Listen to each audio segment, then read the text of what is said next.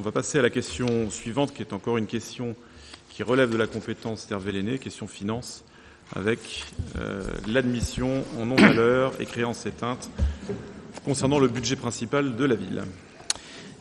Vu l'état de produit irrécouvrable dressé par le trésorier, receveur de la ville d'Avranches et portant sur les exercices 2012, 2013, 2014, 2015, 2016, 2017 et 2018, vu le Code général des collectivités territoriales et notamment son article R 2342-4, considérant que toutes les opérations visant à recouvrir ces créances ont été diligentées par le trésorier, receveur de la ville d'Avranches, dans les délais légaux et réglementaires, considérant qu'il est désormais certain que ces créances ne pourront plus faire l'objet d'un recouvrement du fait de l'insolvabilité des débiteurs, considérant, dans un souci de bonne gestion, qu'il est inutile de faire figurer un report de sommes qui ne pourront être recouvrées, après avis favorable de la Commission des finances, il est proposé au Conseil municipal de procéder à la régularisation et admettre en non-valeur des sommes figurant sur les états dressés par le trésorier, receveur de la ville d'Avranches, et s'élevant à 1 737,36 € correspondant à des factures périscolaires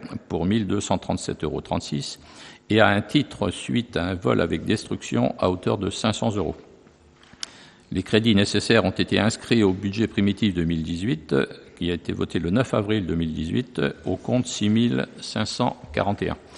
Il est aussi proposé au Conseil municipal, après avis favorable de la Commission des finances, d'éteindre les créances se chiffrant à 268,85 €. Les crédits nécessaires ont été inscrits au budget primitif 2018, voté le 9 avril 2018, au compte 6 542. Merci Hervé. Y a-t-il des commentaires concernant ce point de l'ordre du jour? A priori non. Donc, je vous propose de passer au vote. Thierry, non, tous les... Oui, peut-être par rapport... ou alors on passe au vote et puis je te laisserai prendre la parole, parce que concernant ces admissions en non-valeur qui, vous le savez, reviennent... Très bien. Un dispositif a été conçu à l'échelle du CCAS et Thierry Pennec va nous en dire un mot. Donc vous voulez prendre la parole avant le vote, peut-être? Allez-y. Oui, alors, en dehors de ce que notre collègue Thierry Pennec va dire et qui nous a exposé lors de la Commission des finances, je vois une facture périscolaire donc d'impayés, comme cela a lieu, bien sûr, depuis quelques années, concernant entre autres des familles qui ont des difficultés sur le paiement de cantines scolaires. Alors, bien sûr, je vais m'offrir un biais avec la loi qui va se mettre en place et que le président de la République a abordée contre la grande précarité et l'endettement massif de certaines personnes en France. Je crois que nous devrions peut-être, dès à présent, réfléchir à la notion de cantine scolaire à 1 € pour les familles en difficulté. Il faudrait peut-être qu'on réfléchisse sérieusement à la question. Et plus largement, j'irai également sur le fait de revoir la problématique des cantines scolaires sur les repas en soi, mais ça c'est un autre débat qu'il faudra peut-être qu'on ait un jour, concernant la qualité des repas et ne pas rester sur simplement des problèmes financiers, parce que je pense que l'avenir c'est d'abord la jeunesse, c'est les enfants d'Avranches qu'il faut aujourd'hui, pour ceux qui ont des difficultés au sein des familles, leur apporter au moins un repas et une éducation alimentaire qui puisse remettre en cause véritablement l'avenir et notre position sur la notion qui accompagne le scolaire, qui sont les cantines scolaires. Donc je suis donc dès ce soir, concernant cette facture de précarité périscolaire concernant des familles en difficulté. Alors bien sûr, M. Pennec abordera un sujet pour lequel je suis totalement favorable, mais j'élargis déjà le champ en disant peut-être qu'il faudrait revoir différemment la problématique et accompagner différemment cette problématique. Je vous remercie. On ne peut que vous rejoindre, M. Morazin. Alors, je pourrais laisser la parole peut-être à Mme Parent sur le sujet de l'alimentation, stricto sensu. C'est vrai que les cahiers des charges qui ont été rédigés pour les consultations qui ont eu lieu l'année dernière et qui ont reconduit des contrats avec des sociétés locales qui produisent des repas visent, malgré tout, ce que l'on peut penser, à une amélioration de l'alimentation. Vous parliez d'éducation à l'alimentation, c'est un point aussi auquel on est particulièrement vigilant. Les personnels de nos écoles sont formés aussi, justement, à ce que les enfants mangent de tout, se servent en quantité de ce dont ils ont réellement besoin. Donc on chasse aussi le gaspillage. Enfin, il y a tout un travail qui se fait aujourd'hui dans les écoles, toutes les écoles, de manière à sensibiliser l'enfant au bien manger, en quelque sorte. Alors sur la qualité du produit, vous savez aussi que les sociétés aujourd'hui sont quand même obligées, parce que c'est une demande forte qui est faite par les collectivités, de s'intéresser aux productions bio, hein, et surtout aux filières courtes.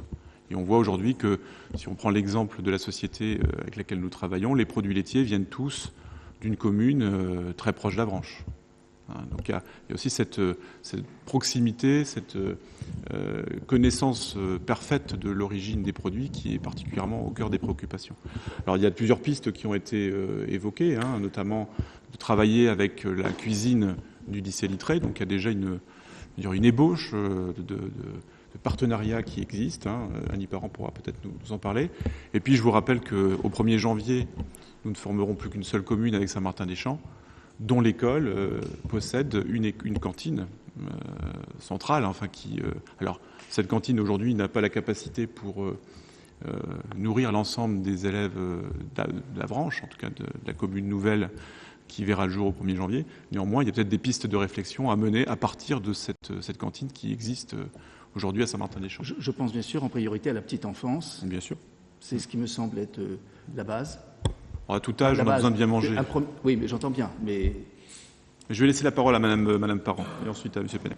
Alors, Monsieur Morazin, il y a deux aspects dans votre intervention. Un aspect financier, tarif des repas. Vous le savez certainement, le CCAS de la ville d'Avranches accorde aux familles qui ont besoin des tarifs spécifiques pour les repas à la cantine. Et le tarif le plus... disons le moins onéreux est de 50 centimes. Donc on est encore mieux que le tarif à 1 euro le repas préconisé par le président de la République, comme vous le disiez tout à l'heure. Concernant la qualité des repas, lorsque le contrat avec la société Convivio Cuisine Évolutive est arrivé à échéance, nous avons travaillé à un nouveau contrat pour un appel d'offres selon la procédure habituelle et légale. Ce contrat revoyait quasiment toutes les clauses, tant en termes de qualité des repas. Évidemment, toutes les sociétés qui produisent des repas pour une restauration collective sont dans les clous en termes d'équilibre alimentaire, peuvent justifier qu'elles sont parfaitement dans les normes et dans les attendus. Cependant, il y a tout un panel d'aspects de la qualité des repas sur lesquels on peut travailler, sur lesquels nous avons travaillé et sur lesquels nous sommes vigilants, puisque nous sommes adjoints le travail d'une diététicienne indépendante qui, lors de chaque commission des menus qui sont organisées à 3 ou 4 reprises au cours de l'année, travaille revoit les menus proposés par la diététicienne de la société retenue pour la fourniture des repas. Et je peux vous dire que les clauses du contrat sont respectées à la lettre, que nous avons largement avancé sur la qualité des produits servis aux enfants.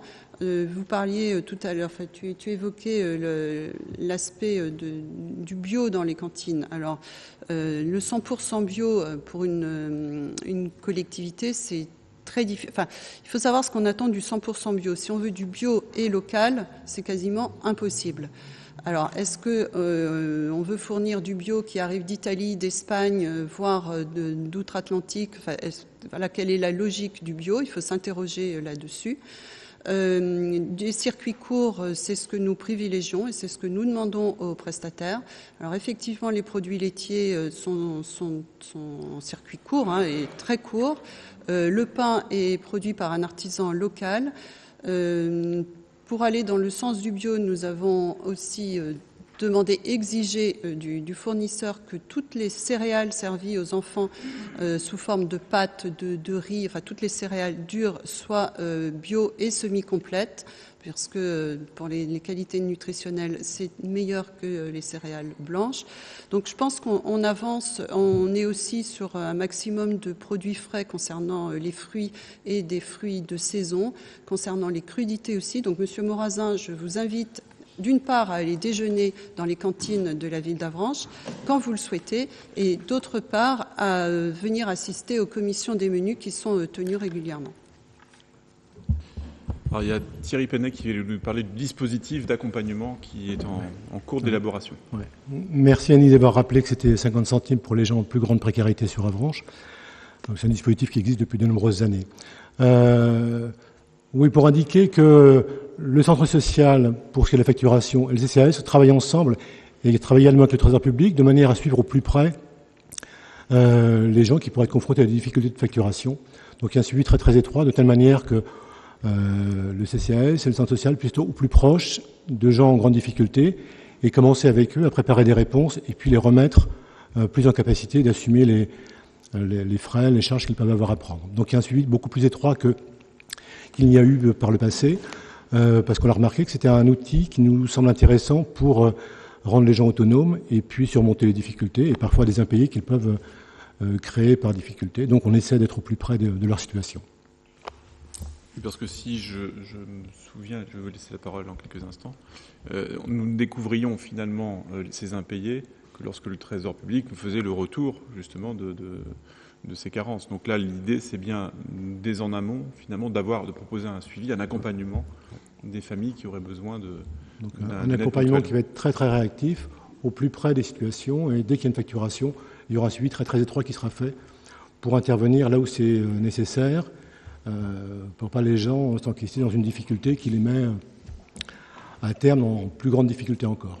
Donc accompagner, puis après utiliser tous les dispositifs du CCAS pour les soutenir et étayer une difficulté, faire en sorte qu'ils en sortent. Alors, Madame Capel et Monsieur Morazin.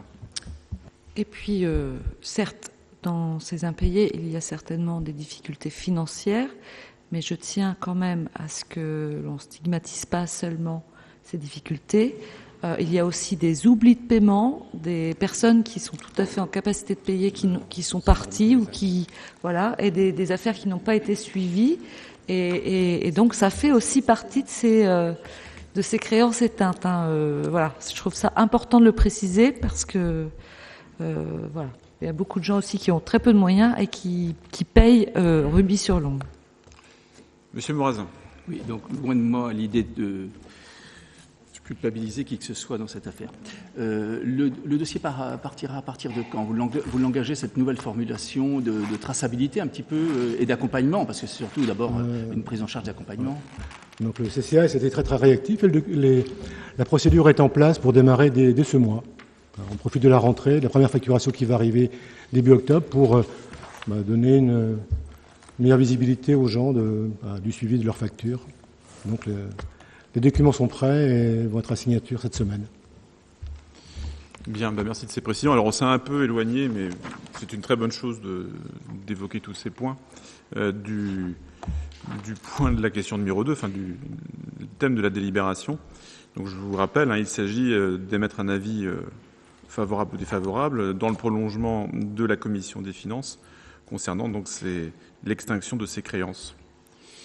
Y a-t-il des votes contre ? Je n'en vois pas. Des abstentions peut-être, je n'en vois pas non plus. Donc unanimité pour cette question numéro 3.